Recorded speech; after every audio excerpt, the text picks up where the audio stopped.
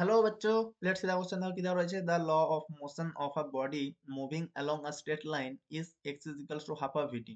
ঠিক আছে, x being its distance from a fixed point on the line at a time t and v is the velocity there, then option a রয়েছে acceleration f varies directly with x, option b রয়েছে acceleration f varies inversely with x, option c রয়েছে acceleration f is constant, option d রয়েছে acceleration f varies directly with t।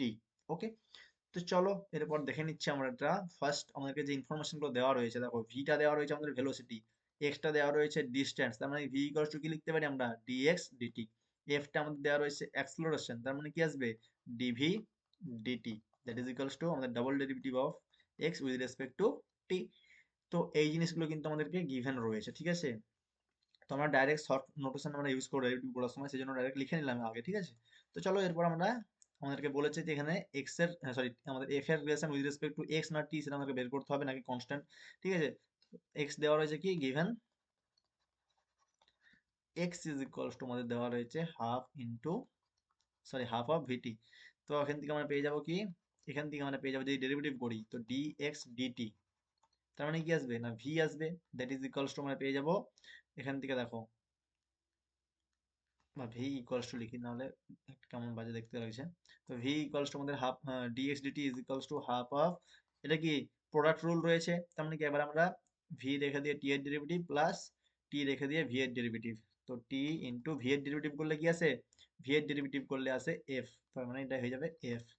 ওকে, তো এখান থেকে আমরা কি পেয়ে গেলাম না V is equals to half of V plus, আমরা এখানে কি পেয়ে যাব না, এখানে পেয়ে যাবো আমরা half of P into F. Okay, now আমাদের এক্সটাকে কিসে কনভার্ট করতে হবে, এক্সটাকে আমাদেরকে এফ এ কনভার্ট করতে হবে, মানে দুবার ডেরিভেটিভ করতে হবে। ঠিক আছে, একবার ডেরিভেটিভ হয়ে গেছে, এগেন আমরা ডেরিভেটিভ করবো উইথ রেসপেক্ট টু টি।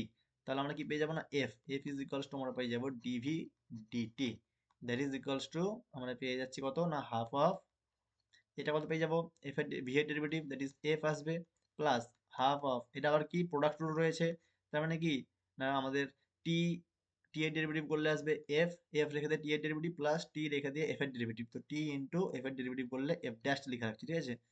তো এরপরে দেখো আমরা কি পেয়ে যাব না F of, sorry F is equals two, এখানে পেয়ে যাচ্ছি আমরা half of F plus half of F plus half of T into F dash.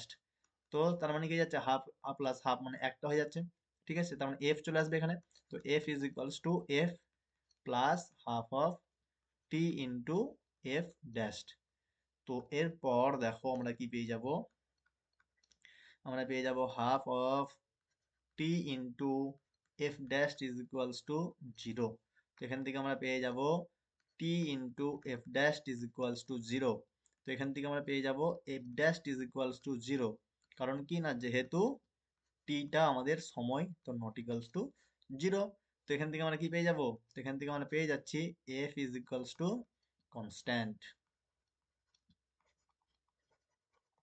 কারণ কি এফ ড্যাশ মানে কি না D F by dt is equals to zero.